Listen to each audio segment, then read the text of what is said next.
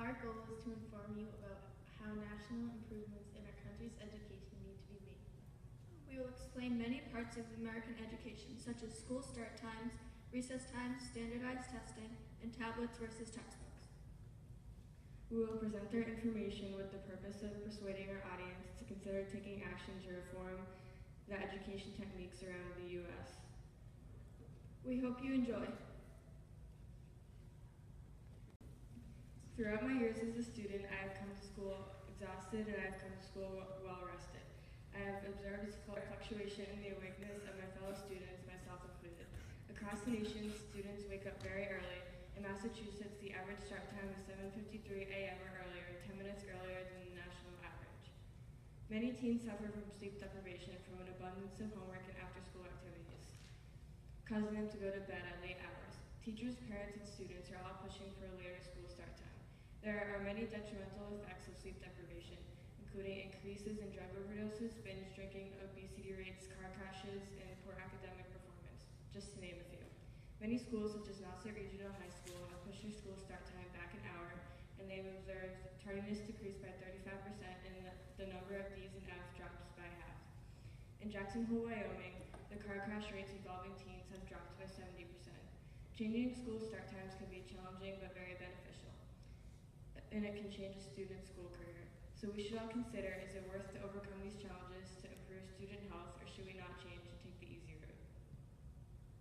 When you ask the average elementary school to high school student, what is your favorite part of school?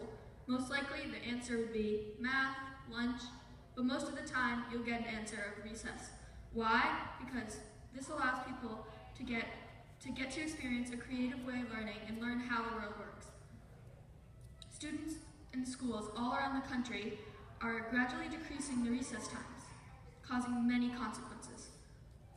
As the recess gradually decreases, students become more unfocused and they're less active. According to a study at the University of Maryland, in 1981, the average hours of free playtime per week that a student received was 57. Now, when they did that test, the hours decreased to only 48.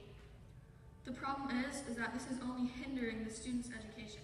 This issue is especially taking away from students' ability to become active and healthy. Did you know that students are known to focus more after receiving recess because their brain gets to free up and they have less stress to worry about? So why waste time in the classroom when students aren't even able to focus and concentrate on what you're learning? Schools need to consider to increase recess times. Many students stand at their lockers for 10 minutes after school trying to fit every single book inside of their backpack. This causes students around the hallways to do the same.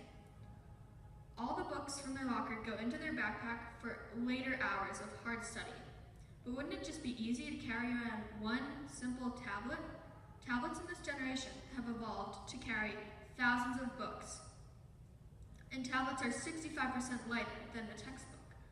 This would help save your time at your locker when you're packing up your things and help prevent injuries when your backpack is too heavy. The students that walk to school would also benefit from switching textbooks to tablets. Carrying less weight in the morning could help with negative attitudes kids have towards school. Going to school would be less dreadful when carrying less weight, and it would be better for kids to have to walk to school. Additionally, with the students these days always on their phones, they would have less of an excuse for doing their homework. Tablets allow homework, classwork, and agendas to be more accessible in and out of the classroom. So, wouldn't the choice be obvious? With students going into a world of immersed in technology, wouldn't you just want them to know how the technology works? Standardized tests have been a part of the United States education system since the 1800s. In 2002, the No Child Left Behind Act was passed that made standardized testing mandatory in all 50 states. Many parents, teachers, and schools are beginning to wonder if they are helping or hurting our education system. Failures in education have been blamed on teacher quality, tenure policies, and increasingly on standardized testing. Curriculum is being narrowed to focus more on preparation for testing. Education experience is being taken away. The tests are typically a set of multiple choice questions that students are learning that there's only one right answer to a problem, which is not the case in the real world. Standardized tests are not a fair way to measure the overall success of students or a school. All students learn differently and have different strengths and weaknesses, and some test well and some don't. They are also unfair to students who don't speak English and with learning disabilities.